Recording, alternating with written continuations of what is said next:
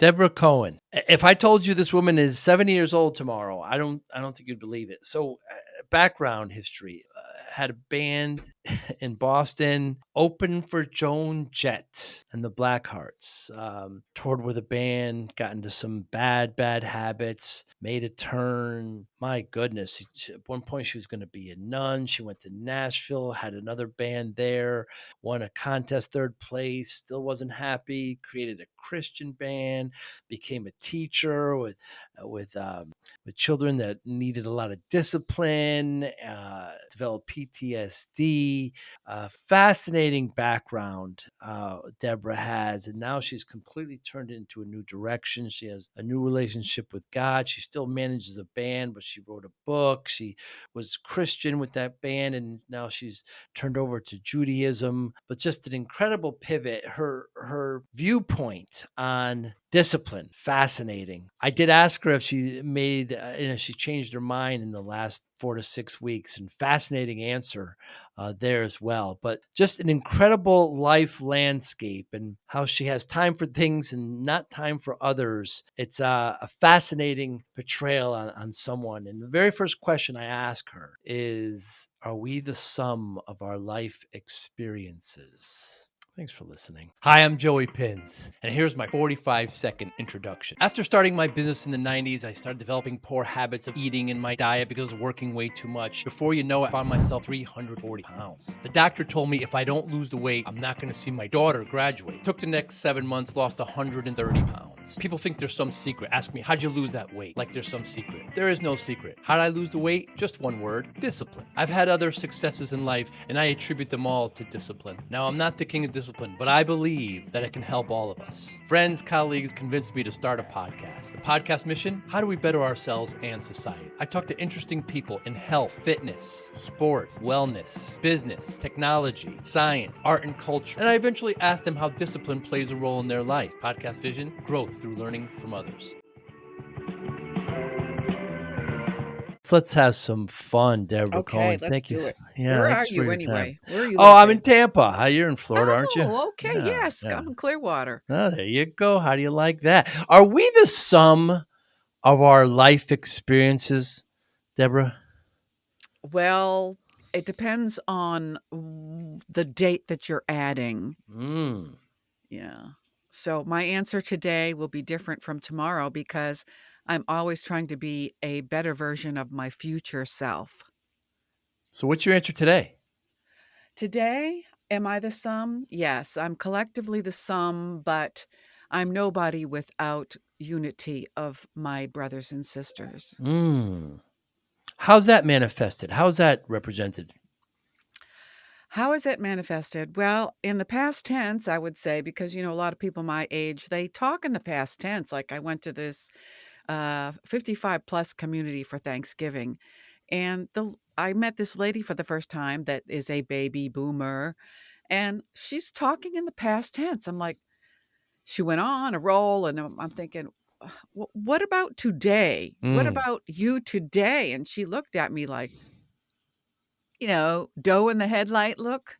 And so I just think today is a sum of who I am and want to be. If you don't have desire built into the equation, then you're spinning your wheels in life's dirt.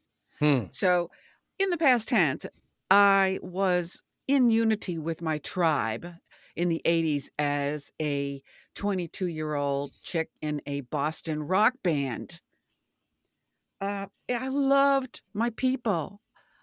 My people, they were just so supportive and encouraging, and they didn't gossip, and they didn't listen to bullshit news. Hmm. And we lived life instead of going to see somebody else on a screen. It was great. And then as I get older and took a lot of detours, and now age has crept up, but I understand we're born to age, but I get around people my age, and it's been a big question on my mind today.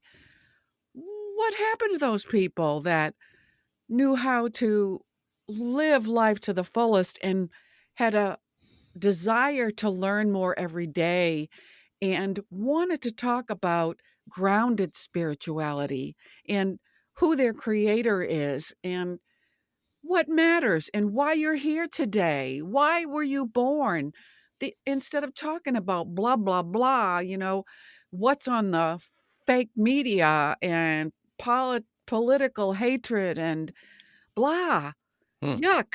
So I'm looking for my Florida tribe because my husband and I have only been here a year in the Tampa Bay area. And I've got an APB out there. Hmm.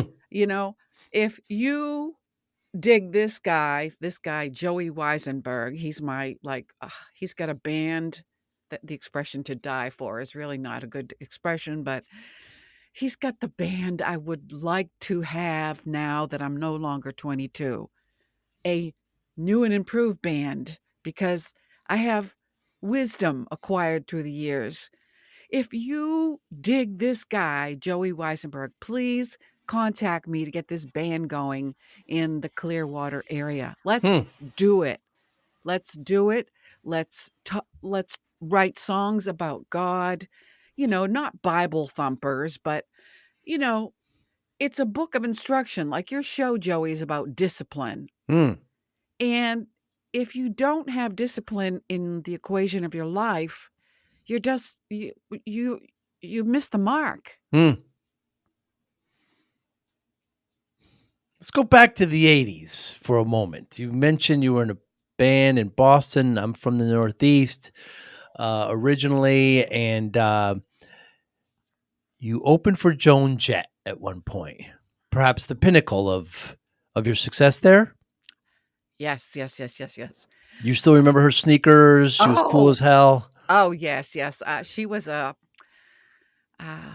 the word that comes to mind that I never use, but hot mess comes to my mind. Hmm. But she is still going strong. All these people that I used to listen to when I was in a band myself in New England in the early '80s, her band was on fire, Hmm. and of course, we opened up for her. That was my first time encountering Joan Jett, even though I was familiar with her background as one of the chicks in the Runaways. Yeah. But Lita Ford. man, she just had it together, and I lost my way. I could have been there in the limelight with her, doing my own thing, but I got into the party trap and stayed there for too long. I almost lost my life doing it, and that's when I took a spiritual turn. Yeah, you talk about everything was kind of free and available, and it's hard to say no. Well, yeah, I mean, the guy that I was dating was in the band. It was his band actually, MPC. I ended up marrying him, tall Greek god. But I remember driving down Mass Ave and he had like this shiniest best, before gangster was popular. He had a badass black truck and I was sitting there beside him feeling like really cool. And we rode by the Paradise and on the billboard it said, who is that? What's the name of Bono's band? You Bono. too. Thank you. YouTube. And we kind of snickered at them thinking, we're going to be greater than you too. Like they're on the billboard at Paradise, but we were so full of ourselves. I'm like, I mean, what?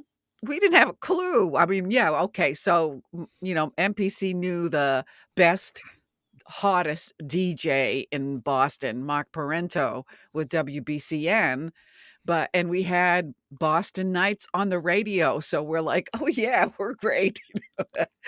But, when we weren't singing, man, we were just tooting up a storm and, just lost our way. And we got tired of the drug scene actually and ended up getting married instead because we thought that was the right thing to do.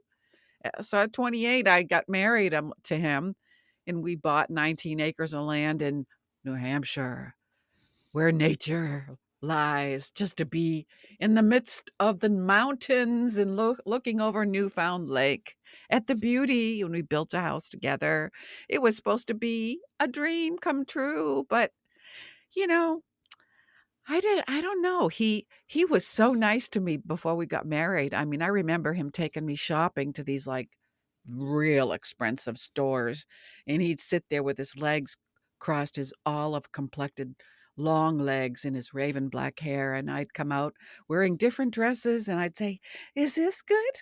And I came from poverty, so I'm like living my Cinderella dream here. And but after when we got married, all of a sudden he's snapping his fingers and he trained me. And I knew when I heard that sound, it meant run to the freezer and get a Milky Way for him. Hmm. And I was a servant. I'm like, man, this is not what I wanted. What? And it ended up going into counseling. He wouldn't go because he said, I don't come from a broken home. You do. Oh. Mm. And I remember when that song Foreigner came on the air. I want to know what love is. And I'm standing in my living room overlooking Newfound Lake, gorgeous, by myself. And I just fell into a ball on the floor and crumpled up and cried. I didn't know what love was. Can you believe it? Hmm. When I was a teenager, I used to entertain thoughts of what I was going to have on my epitaph because I didn't think I was going to live very long. I used to sit in the car. My mother be driving the front seat, and I'd be thinking, because I'm the oldest of 9, she died, never knowing what love is. Hmm. That was it. That was going to be it, because I didn't know. I came from an abusive upbringing, and my stepfather did some naughty things to me when I was 13, and my mother was promiscuous. And, at that time in the 60s, I guess the free love, and I mean, I consider myself a hippie, but people started sleeping around, and I'm like, oh my God, where's my father? He left me when I was 12, and I ended up being the babysitter and the mother while my mother had to work, and that was before they had Pampers. I'm like, oh, I can't stand it at 13, dunking the diaper with all the caca in the bucket. I'm like, oh my God, this is so repulsive. But Mm. I'm sorry, but I guess most siblings would be happy to do that kind of stuff, but I was not, because I didn't know love. And I swore I'd never have kids because it was so traumatic, and I never did, because the child in me had to survive first. If you believe in that psychology, each one of us has a child within. And if I go full circle with the conversation, sitting next to that lady yesterday, I was wondering while she was talking about the child yesterday that she was, where's the child within today? Hmm. Where is that child within? And so I let that child within me come to life. And people my age that I know say, "Are you on drugs?" I'm like, "No, I'm not anymore." But I want to play. I just want to have fun, like Cyndi Lauper. Girls just want to have fun. I don't want to see pictures of your grandkids. I don't want to see pictures of your dog or cat. I want to play music and move and live and enjoy life to the fullest. So that's where I am today. That's the sum of me. But as a child, was art always part of your life? Yeah, I blame it on the Beatles, but Oh, that's right, even Paul more than that, I McCartney. blame it on the Supremes. The Hmm. Motown sound turned me into a bass junkie. I really wanted to be a bass player, but I couldn't master the strings. I tried playing with my fingers when I went to music college. I'm like, oh my God, I got these grapes on the end of my fingertips. I got blisters on my fingertips. I think John Lennon said that, right? He sure did. And Helter Skelter. there you go. You're a brother. Okay. So, anyway, what was the question? I just lost my Was track. art Oh, always art. part of your Yes. youth? I thought I was an artist in second grade, and I proudly showed my art teacher on those tiny wooden desks a drawing of nature and Bambi, and she didn't give me any praise at all. She didn't Hmm. say good job, and I was waiting for the praise. So I thought, I'm not an artist just because that one thing. Wow. I'm not an artist. So I'm like, I'm gonna sing. The Beatles songs, they just hooked me. Oh my God, Beatlemania, girls screaming in the audience. And I'm like, Ed Sullivan Show, black and white TV. Whoa. I was in my element. It was an escape. It was lovely. I just fanatic. I just love Paul McCartney. I used to sing to him, "Who knows how long I've loved you? You know I always will. Will I wait a lonely lifetime? If you want me to, I will." So then he burst my bubble when he married Linda. I'm like, wait a minute. Didn't you hear me singing that song to you every day? But, Linda was lovely. She was the lovely, la la la la la, lovely Linda. The Ram album, right? Okay. Yes, that was Ram, With the yeah. go what was it? With the golden flowers in her hair. Ooh, oh, that was great. Okay. Yeah. Yeah, I Will was on the White Album, first side, first album that is. I remember that vividly. I think Piggies was right after that. But, Oh, um but, so so you had this music come kinda pull you in, and yeah. then you started singing, Yeah. and then that leads to having a band in Boston. Yes. Absolutely. I did not know what I wanted to be in high school. This is like in 73 when I graduated. And, they had such a thing as guidance counselors. Yeah. And you go in there and they're supposed to help you figure out what you're supposed to do with your life. And I thought, what do I want to do with my life? Nobody in my family had gone to college. So I'm thinking like small potatoes, right? I wanna be a mailman because, when I was a tween, I used to love waiting for the mail, because 'cause I'd order all this cheap jewelry and I couldn't wait for the mailman. It was on a rural route, so I would watch him, and as soon as he'd drive away, from the mailbox, I'd go look, and it was like a prize every day checking your mail, so I thought, "That must be it. I'm supposed to be a mailman." But the guidance counselor said, that's a civil servant job. Then they get like bonus for being veterans, so you really don't have much of a chance being a male person. So, well, okay. I don't know what I'm going to be. So I guess I'll listen to my mother. She wanted me to be a nurse because she said you can always learn to love a man with money. She wanted me to marry a rich doctor. After all, she was an LPN, so I guess she knew, but I don't know why she kept marrying losers. But anyway, that's another question. So I enrolled at Framingham State College in Massachusetts to be a nurse. You know, I, and I kept thinking, what am I doing? I didn't know what I wanted to do. I'm like, I don't want to be a nurse. I can't stand the sight of blood. I came home from school one day and my mother greeted me at the screen porch and she had this huge diaper pin hanging out of her ear, but it hadn't been poked all the way through with blood dripping down her neck. And she's like, you got to finish this for me. I'm like, oh, gasp. I had to lay down because I felt so nauseous. That's when they used to pierce ears with, ice cubes and safety pins. I thought, I can't do this. So 2 weeks before it was time to start college, I pulled out. I'm like, I can't do this. I'm going to move to Boston and go to the School of Contemporary Music in Brookline.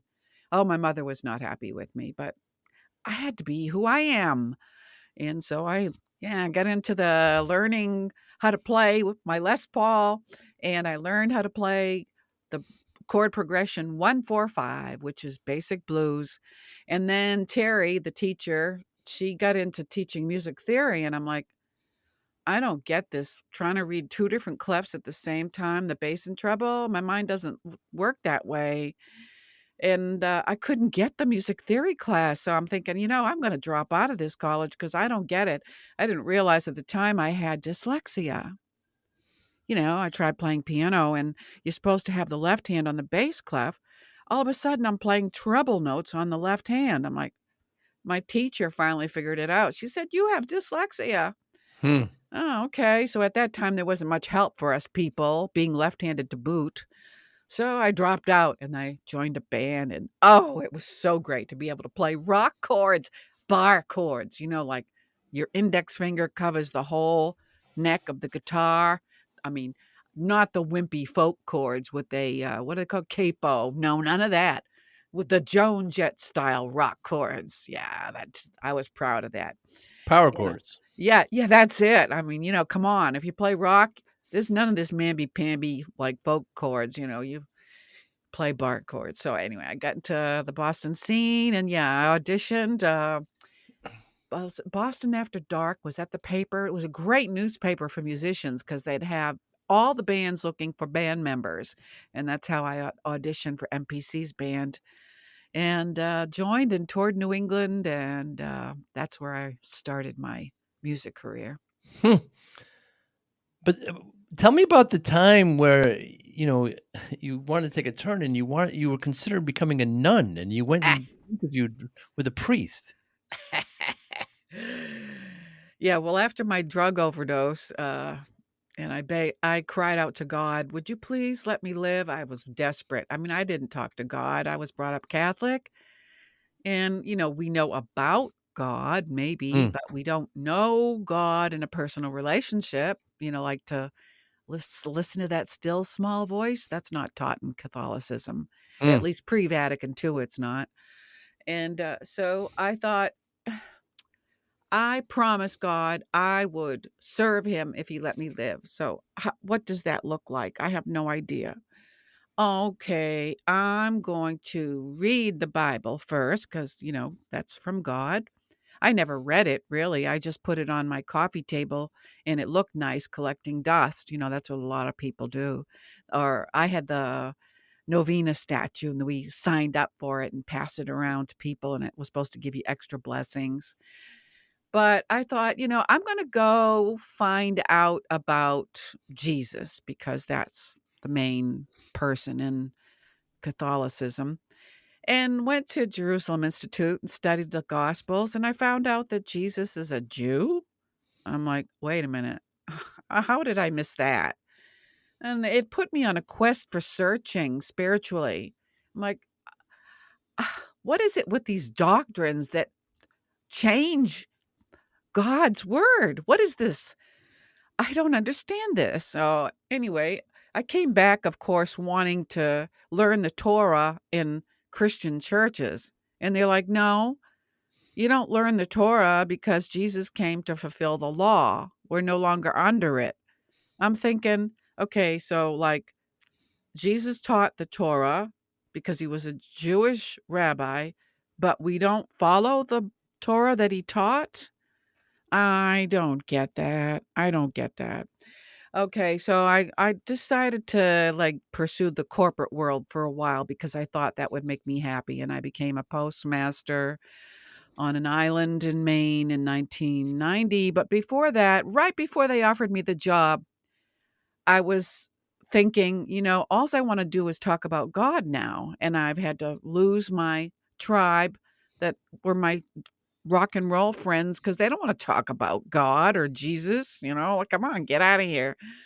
So I thought it must be that I'm destined to be a nun. So I'm in Portland, Maine now, and I had an interview with Father Bob at the Portland Diocese in Maine, and just said, Father Bob, I don't. I just have one question, and he said, "What is that?" He was like 300 pounds, sitting in his small chair, looking over his big desk. It was very intimidating, and I had a very girlish voice because I didn't want to offend him. I said, "Why don't Catholics allow female priests?" And he, like, stood up out of his chair like somebody had pinched him in the ass, and I swear I saw smoke coming out of his ears, and he said, "Well, before you make a lifetime commitment, it's something you obviously know little about. I suggest you go home and read your Bible, little girl." And he showed me to the front door. Next. Well, I didn't That's know any something better. Jesus would do. Well, I guess so, right? Yeah, so I didn't know any better because a lot of pre-Vatican II Catholics confuse the priest with God. They think, Mm. like kiss his ring. I'm like, I'm not going to kiss your ring. I got pulled into the office in catechism school because I refused to kiss the guy's ring. He said I was sarcastic. The Monsignor Evans said I was sarcastic. I had to go home and ask my mother, what does that word mean, sarcastic? And I thought, what the hell? I'm looking at this Monsignor and he's got a red bulbous nose. Looks like he's been hitting the bottle. And he's telling me in fourth grade I'm sarcastic. Anyway, you got to just kind of like take it with a grain of salt. So I decided that I shook my hand at the heaven because I thought this priest was like God. And I said to God at 2 o'clock in the afternoon on the granite steps of the Portland Diocese, well, if that's what you're like, I'll have nothing more to do with you. And I left Maine and I went down to Nashville, Tennessee, and formed a blues band. And I could sing the blues convincingly. And people would say, wow, you sing like you really mean it. I'm like, yeah, you don't know how sorry I am. You could put on this veneer when you're on stage, like, oh, I'm so sad. Like, so anyway, I formed this, Nashville has this thing. This is in 94, the best unsigned blues band contest. I quit my postmaster job 3 years later because I started hitting the bottle because I'm thinking, man, if that's all there is, if that's all there is, if that's all there is, my friend, then let's keep dancing. Let's bring out the booze and have a ball. If that's all there is to life. Like, okay, I'm leaving. I'm leaving Maine. I'm leaving on a jet plane. No, I'm not. I'm going to drive down on my U-Haul. I go to Nashville, form the best unsigned blues band contest in my band out of 16 bands that competed. It's an annual thing. I placed third. I thought, whoa, I've only been in Nashville 7 months and I placed third. Whoa. I mean, this person, this, what do you call them? Person that like scoops up a musician because they think they have potential, investor or something. She starts taking Agent. me. Yes. Yeah. There you go. An agent. She takes me shopping and I put on these clothes and I do this concert at a home in Brentwood, Tennessee with all these well-to-do folks. And yeah, it went well. But then I got depressed. I fell into a depression. I'm like, what's wrong with me? I can't seem to find where I belong. It's like once the newness of something wears off, I'm like, is that it? Is that it in this life? So I had to go to a doctor because I was waking up every morning feeling like the Peanut show. Which one of them Charlie Brown characters had the blanket with the dust that Linus. Linus. I was feeling like Linus every morning. And it would like maybe the depression would last one day, then it got to be 2 days, then I'd wake up and I'd like, "Oh, I don't wanna be this person, but I can't shake it." I went and had a test for clinical depression, and the doctor said, "I got good news for you. You're not depressed." I said, "Are you kidding me? I don't wanna live, but I don't have the courage to take my life." No, he says, you don't test for clinical depression. I can't give you anything for it or tell you what to do." Uh, I thought, oh God, what am I going to do? I don't want to live. And so I started church shopping down in Nashville, and I ended up at the Belmont Church in Nashville under Don Finto. I think he's still around. He was like my anchor, my lifeline for a while. And I started a Christian band. So it was more uplifting instead of depressing. And started dreaming music for the first time. I dreamt my first song. The music came to me in a dream. I never had music come to me in a dream. And I woke up at 4 in the morning and I thought, what is this song? I got my guitar up and wrote down the chords because I didn't want to forget it. And I remember Paul McCartney had said that he dreamed, what song did he dream? Let It Be or I can't, oh, Yesterday. He dreamed the song Yesterday. So I thought, oh my God, this song is like pretty good, So I thought, the way that I write music is it comes to me in dreams. And then I go back to sleep after I record it in my recorder. I've got like this peck bag full of cassettes of songs that I've dreamed that I haven't even got to yet. Hmm. Accumulated since 94, a peck bag full of cassettes. Someday I think I'm going to get to them. I thought I would when I retire, but there's no such thing as retire. If you're working, if you're walking the way you're supposed to, as far as looking for the best version of you, it takes a whole lifetime. So anyway, the music sounded kind of sad, even though it sounded classical.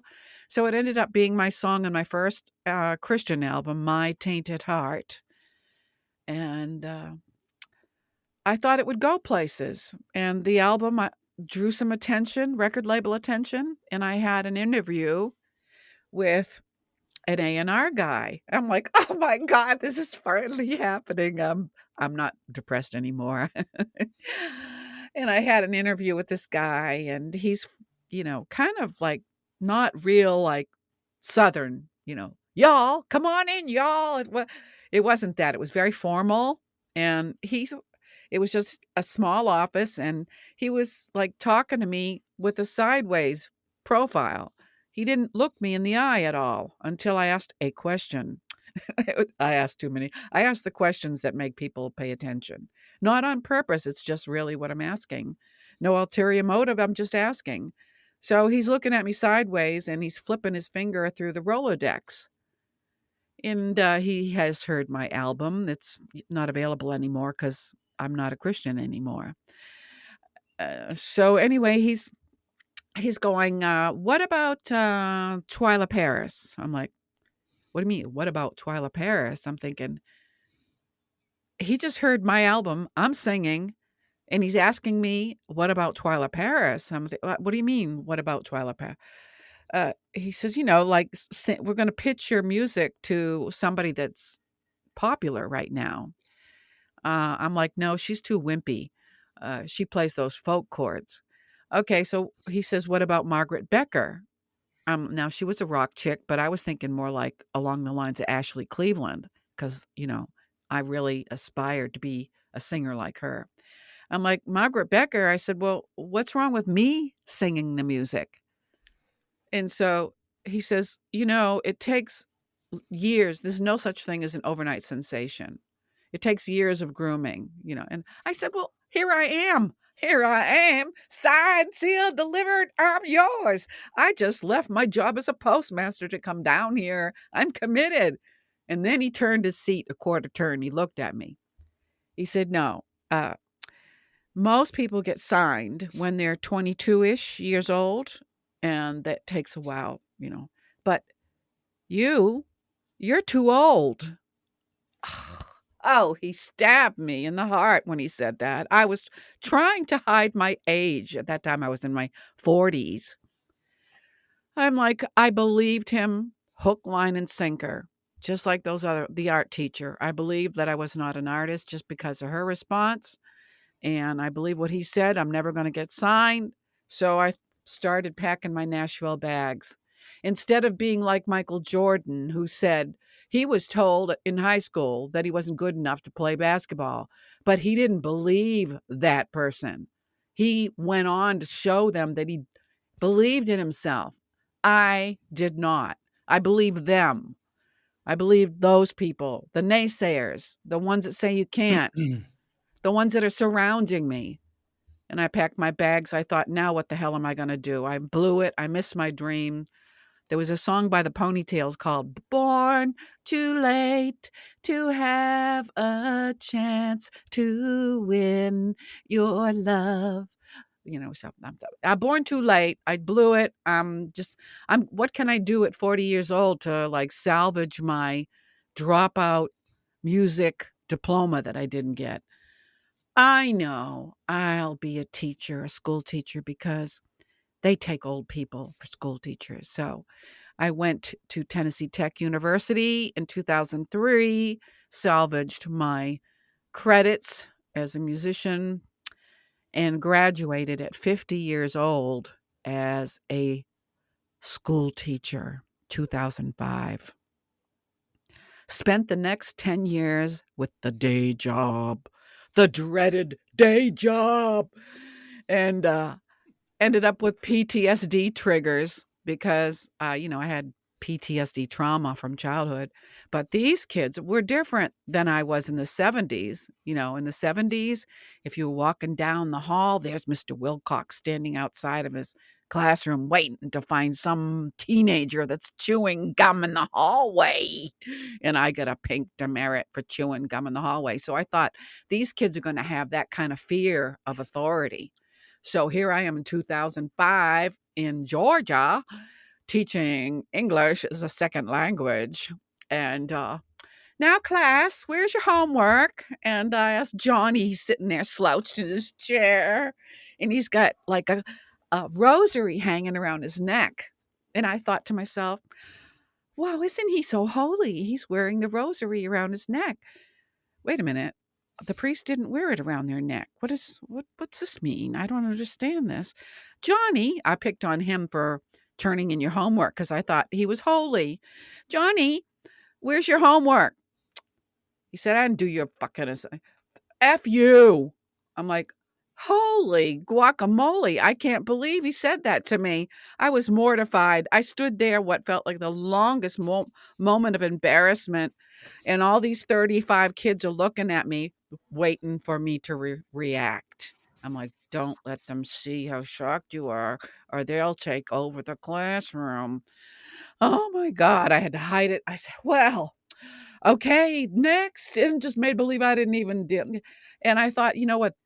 College did not prepare me for classroom discipline. I had no idea how to handle these kids. I thought they were going to respect authority. They did not. So I spent 10 years crying on my own time. I was just totally a train wreck. And by the 10th year, I tried to hang on for 30, because 30 years is what you got to do to get your retirement. I didn't get it. Hmm. And the 10th year, I went to the principal and he called me in his office. He said, Deborah, would you come in here a minute? You have these annual evaluations, right? Very intimidating. He says, I know what your problem is right off the bat. That's what he says to me. I'm like, oh God, does that mean I'm going to get the gong? He says, yeah, close the door. He says, we're going to talk. So I'm, okay, I guess, He says, I've been watching you for a while and I can see what your problem is. You've got PTSD. I'm like, oh my God. I thought I was cured of that when I went to counseling for like child abuse. He says, no, you got the triggers, you got all the signs, And he says, but I'm going to tell you something. I thought he was going to let me go, but instead what he said is, look, a lot of my high school teachers, they're on antidepressants. And I promise you, if you get on antidepressants, then nothing will bother you. Hmm.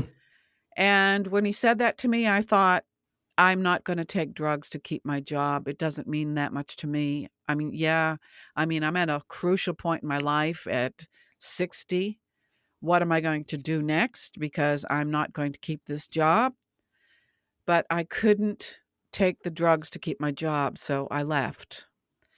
And I bought a 33-foot toy hauler and a Ford F-250, hooked them up, and became a full-time RVer to find what in the world I'm supposed to be doing with myself, and lived in St. Petersburg for a year, enrolled in aromatherapy school because I love essential oils and I know they have health benefits. So I thought maybe I'll do that instead.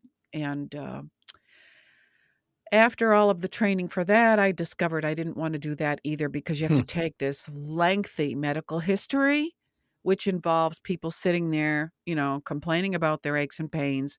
And then it would be up to me to, which, what a doctor does, but on a much lower scale, and trying to find essential oils that work with this particular person without them having a reaction because they're so toxic from whatever they're doing wrong. And I thought, you know what? I don't really like complaining. I never really did. And, I tried for a while when people complained to point to my ears. I try to find a nice way for people to stop ragging on me. I point to the ears and say, "See these things here?" When they take a breath. "See these things here? They're not trash cans," but they don't get that. The people I tried it on, they didn't get it. So I thought, "No, I can't do that. What am I gonna do?" I thought, "You know what? I fell out of my RV and broke my arm. Okay, that was great." It drained my savings because I didn't have good insurance. All my money went to physical therapy and the cast and the $5,000 for a cast. I'm like, "Oh my God." So, I'm thinking, all right, I have to get better. I got to pull myself together. So I found out this class called restorative yoga. I'm like, okay, now I'd heard woo woo things about yoga. You got to stay away from those people. They're demonic. I'm like, I'm sorry. I need help. I'm just gonna go. And I still had my wrist brace on because they'd taken my cast off. And the yogi person there said, "Okay, I'll let you take the class, but you got to promise me if anything hurts, you'll stop." What a blessing she was for me. And I fell in love with the yoga practice, and I regained the strength in my body and the discipline to tune in my mind with my body, because I hadn't learned how to listen to my body or my mind. I stuffed things. And, if you're abused, if you don't want to deal with stuff, you stuff them, Hmm. but they come out eventually. And so I learned to reconnect my mind, to listen to what was going on in my body, and body mind connection. And it's been a wonderful journey so far as being a yoga teacher goes. Although I had a bump in the road, when COVID came. And, but that's, it's a continuing chapter in my book. Yeah, because we also haven't touched upon how you left Christianity. You wrote a nonfiction book about about your transition and what the lost archives there in London and Israel and Palestine. And I mean, with all of this, I guess start with the very first question I asked you: Are we a sum of all our parts at this point in time? What's most important to you? Well, God is most important to me. My Mm. relationship with God. If I, like, for example, people might say, "What do you mean? What does that look like?"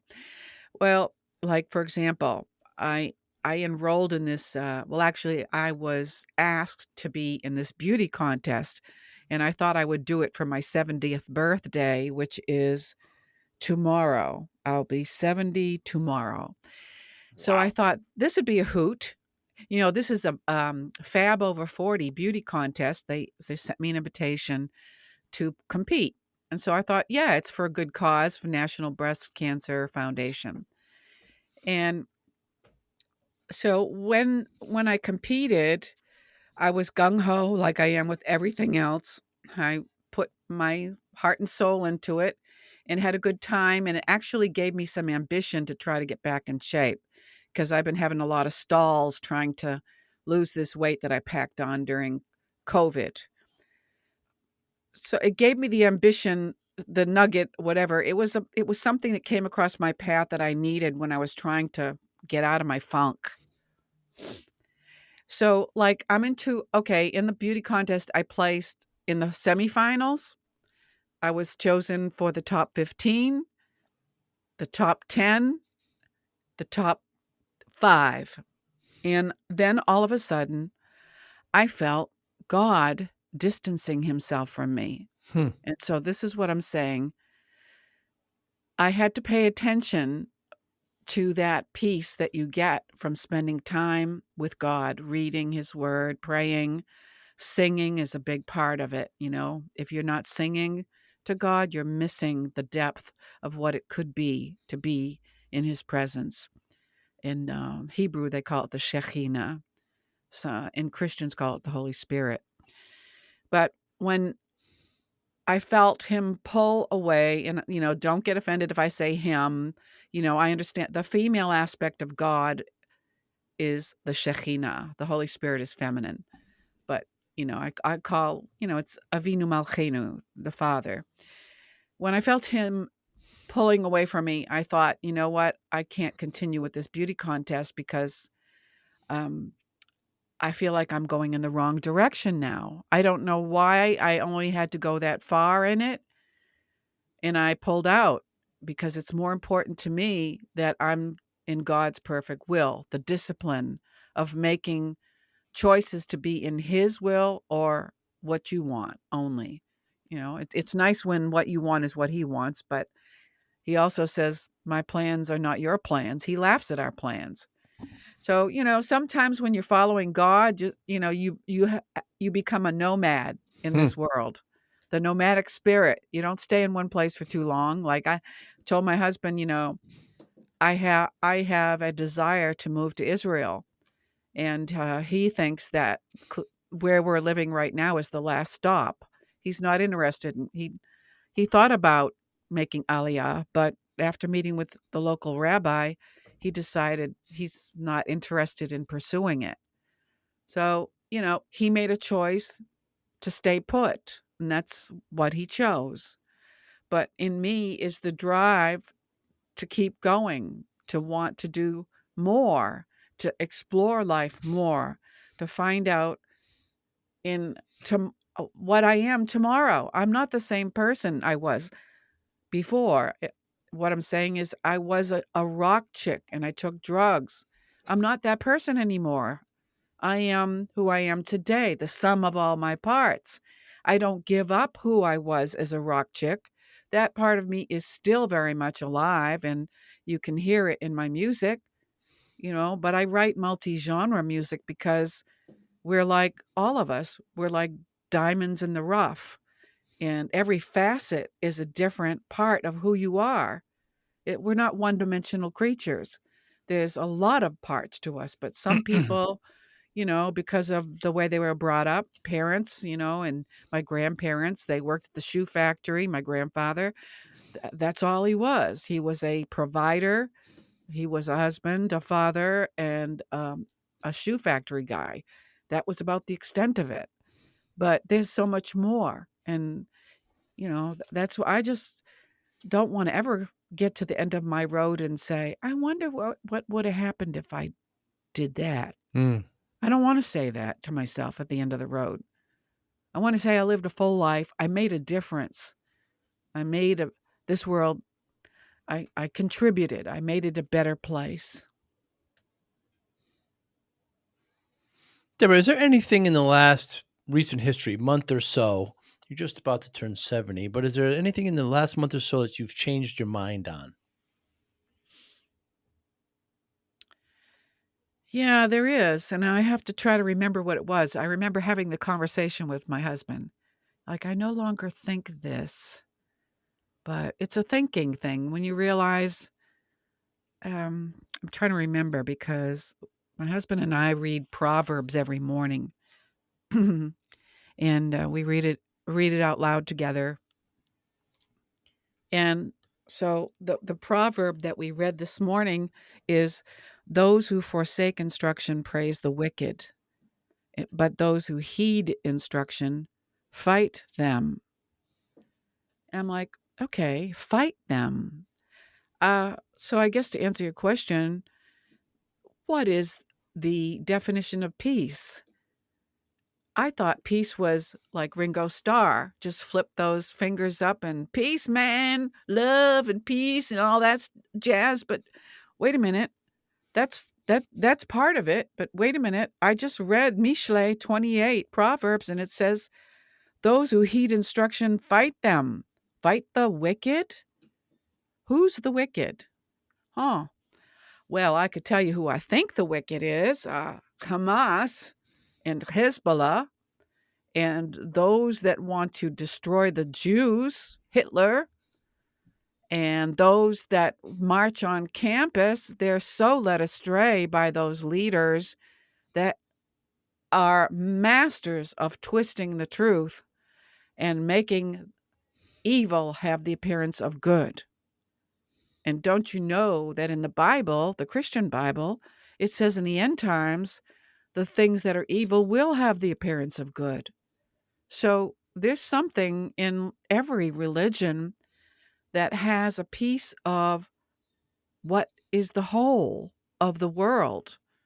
If you have the respect and the ears to listen to what somebody else is saying, like yesterday, I sat next to this Hindu and she shared to me the depth of her faith in a spiritual sense, as far as spiritual warfare and fighting demons. And I just met this woman and she's like letting me hear the depth of her faith. And I'm like, wow. Whereas Polly Purebred across the table there just wanted to know about the weather and, like, do you like the turkey? And so, what? So, how long have you lived here? It's like an interrogation. Where do you live in this 55 plus community? I guess those are all valid questions, but they're safe and they're superficial. I'm like, when I start feel like you're drilling me, I just, excuse me, I need to go to the WC, you don't talk about things that matter. Let's get down to the real reason of who we are. You're looking at my earth suit, but that's not who I am. You look in my eyes. Tell me what you see. Earth suit. It's very temporary. Yeah, it is. It goes to the ground when you take your last breath. So, like King Saul said, or Solomon, it's all vanity. Yeah, that's that struggle I had with the beauty contest. It turned, it's all about vanity. How do I look today? Maybe I start showing a little bit of TNA. Maybe I'll win a few points. And yeah, okay.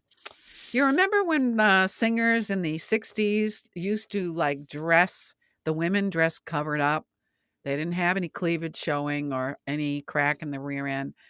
Remember when they just had talent and that was enough?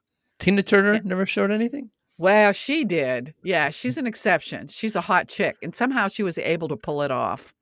But I mean, I'm talking about even the Supremes. They were proper. They wore glittery gowns.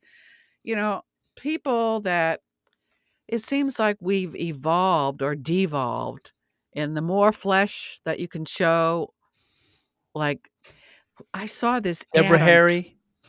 Yeah, wow, she was cool. She's still cool. I love her. I used to have her poster on my teenage But she wall. wasn't bashful about her beauty and her appearance. Yeah, the point is she apparently used to be a Playboy bunny. So I'm like, well, but I never saw her as selling her body. That wasn't her. It was her hair and her cuteness. I don't think she was flaunting her tatas because she didn't have any. She was very attractive. Oh yeah. Yeah. Great singer. Yeah. I guess my point there is that the idea that, we're showing more skin now than we did back then, I'm not sure if I'm on board 100% with that. Yeah, yeah, and rightly so. I just what I have seen. I don't see the whole world in my like, for example, on Twitter yesterday, there was something about Lizzie or some hot chick. Lizzo is a very great artist. Yeah. I don't know anything Prince about her, disciple. but I No. saw a picture of her wearing an outfit, a yellow stripes with there was less dress than there was body, and I thought, okay, so like in order to win a beauty contest, maybe I have to show a whole lot more skin. And it's quite controversial if you look for the picture.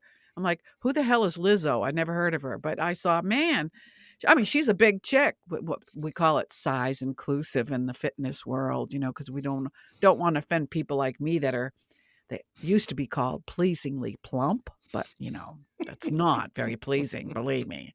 Yeah. So how did you lose your 130 pounds? I'd like to know.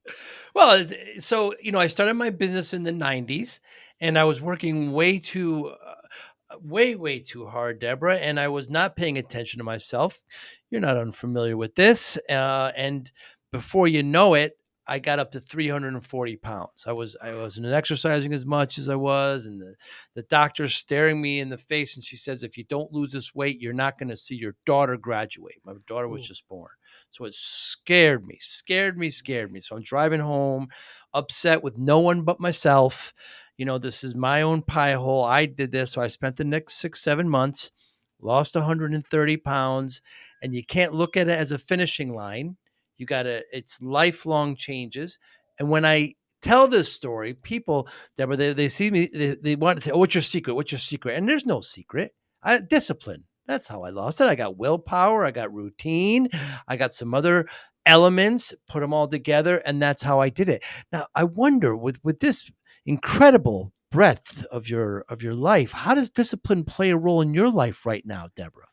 That's a good question because I was wanting to talk about my online fitness for big, buxom baby boomers like me. Like you Big, want buxom baby baby boomers. boomers. Can't say Yeah, that quick. yeah, BBB, and it's called Bodybuilding Boomers, and it's on well.burnalong.com, and it's on-demand classes that you can take at any time, and so it's real time. I'm trying to get back into it. Like I said, the beauty contest was the spark I needed to get going because I've had false starts just running out of just thinking, man, I can't get rid of this big belly of mine. So I made a commitment because I had a great doctor. He left for some reason. There's a lot of that going on now, doctors that are leaving their offices without any warning. I'm like, all of a sudden he's gone. But he said to me, Deborah, if you really want to get back in shape, you're going to have to do 300 minutes of exercise a week. And then when you get to maintenance, it's 150 a Hmm. week forever. I'm like, oh my God, I thought I was doing good, like riding my bicycle once a week. So coming up to 70 tomorrow, it's riding my bicycle every morning. I get up at whenever my eyes pop open, it's usually 7-ish, and hop on my bicycle and do 25 minutes of bicycling around the community. And I thought that was going to be good enough. But then when I did the math of 300 divided by 7 days, so how many hours, how many minutes is that a day? I think it's like, I forgot, but I think it's like an hour a day. So I went to the doctor and I really hadn't lost a lot of weight. And he tried to say, well, maybe it's muscle. I'm like, no, it's not. It's fat. Let's call a spade a spade. It's called obesity. So he says, you're going to have to do more time on your bicycle. So, okay, I still do 25 minutes on the bicycle, but I do 35 minutes of standing exercises, physical therapy, because I had a blown meniscus on top of being overweight. And it was really hard for me to do anything with that bum knee. But I've been learning how to do exercises with physical fitness and sharing them online for people that have bad knees. They might be interested in this. I do yoga size, which is a combination of yoga with exercise. And I like to share it because it's helping me and it makes me feel better. So it's a commitment, but I also need to do more than an hour because I've still got a spare tire or a muffin top or whatever you want to call it. Yeah, so, you've got to keep doing it, it's part of life. Now my husband says, "I don't wanna do." He thinks the E word is like, "Oh, evil, evil, evil." He doesn't He'll go in the swimming pool with me, but, he tries to say he has a bad back, and that's why he can't exercise, but the physical therapist said that he's going to now, thank God he's going. "No, you can get better. You need to get a bicycle, sir, and do the work."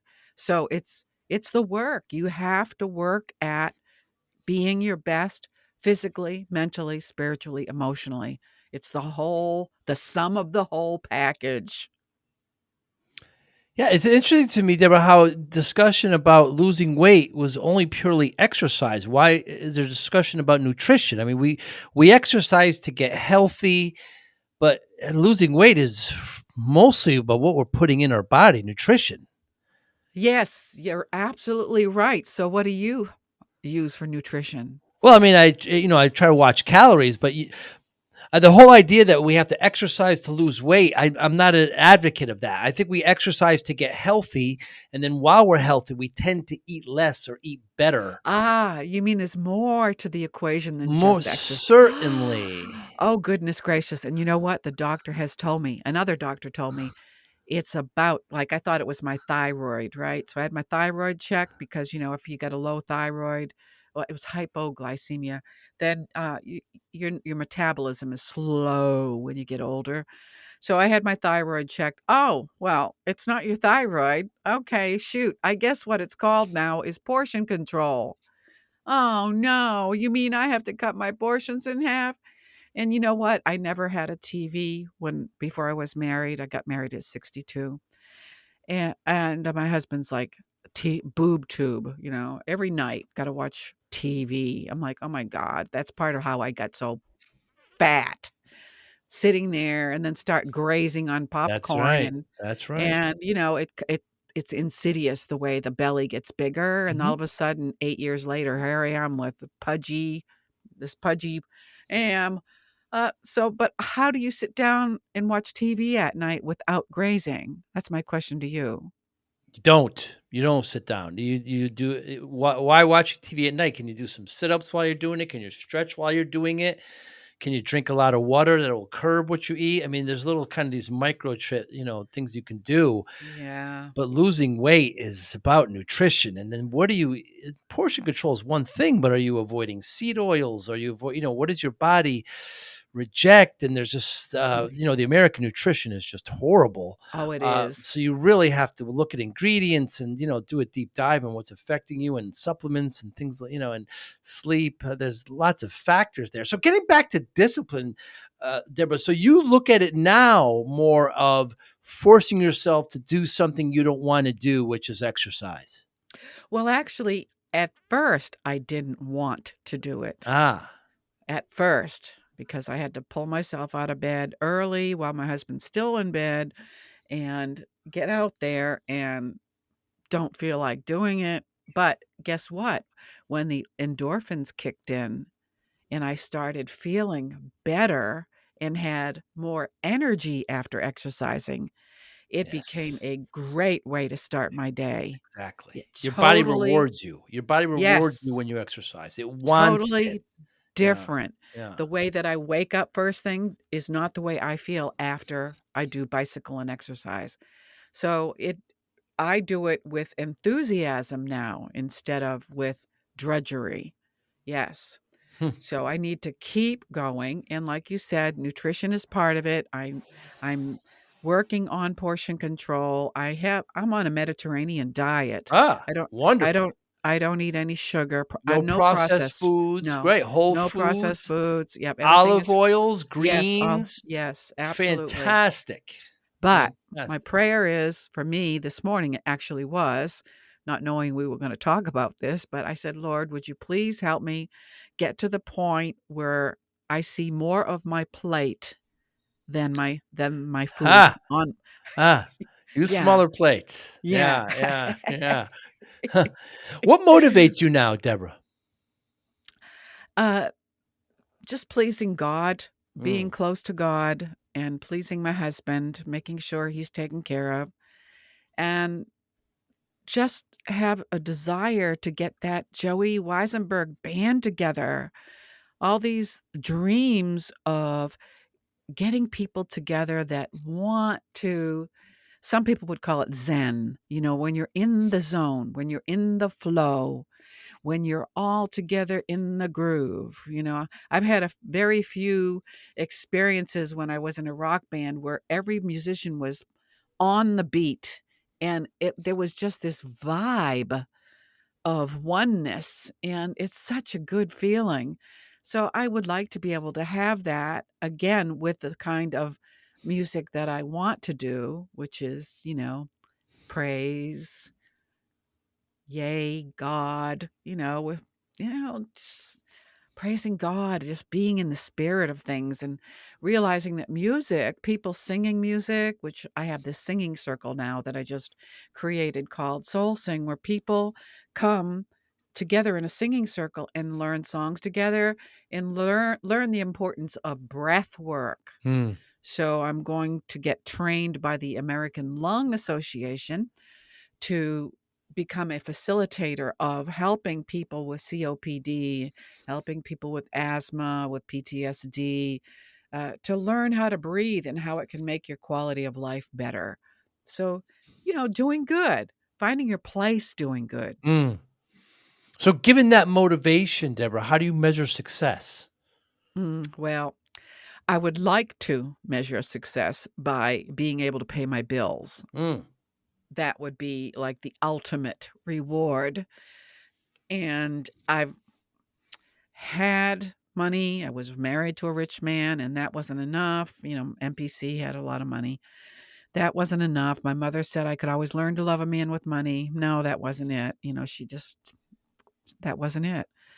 I just would like to be able to not worry about paying my bills. Success is finding my tribe. Success is seeing my book sell, and success is watching the numbers crawl as a musician when you become popular on somebody's playlist. And success is having more than enough to give to others that are in the boat I'm in right now, that want to get out of the hole but need some help doing it. And of course, success is having a healthy body, mind, soul, and spirit. Mm. Because if you don't have, if you're no functionata here, if you don't have love inside of yourself, like Whitney Houston sang, the greatest love of all is loving yourself. I never used to. I used to be full of self-loathing as a child, didn't Mm. even know it till I went to counseling. But loving yourself, not conceit. I'm not talking about Of conceited. course. Loving yourself and being okay with who you are so that you can give to others that feeling of goodness. Yeah. Which means no gossip. No gossip and positive impact, it would seem. Yeah. And not spinning a web to trap others into your negative life. Mm. How do you avoid those people? I mean, I don't know. They're everywhere. Ooh, yeah. Just move them out. Just move Oh them my out and move God, along. Just just move don't along. steal my joy, stop ragging on me. Oh my God. Absolute pleasure, Deborah Cohen. I was happy when we set this up. You have a fascinating backstory, and I love how, given all that, you're still so positive. You've developed this new relationship with God, and it's where you want Yeah. to be. And it seems to me that you're the happiest there, and you'd like to share it with others. Yeah. Uh, Anybody who wants to get in touch with you, how do they do so?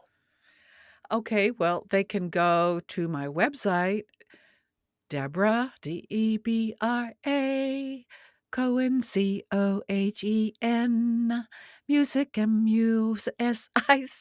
music.com, and subscribe to my newsletter, and you can get my book for free download in a PDF if you're interested in knowing the historical facts about Palestine. Fantastic. We'll make sure to put that in the show notes. Deborah Cohen Music. You're on X, YouTube, Pandora, SoundCloud, TikTok, Bandcamp. Bandcamp, you do such a great job out there. Deborah, next time I'm in your general area over there, we'll get together and have a cup of tea. Oh, I'd love to do that, Joey. I really would. I think you have a lot to share with me that you've kept to yourself during this hour. You be well. Have a great day and happy birthday. Thank you so much. God bless you. God bless you. Bye now.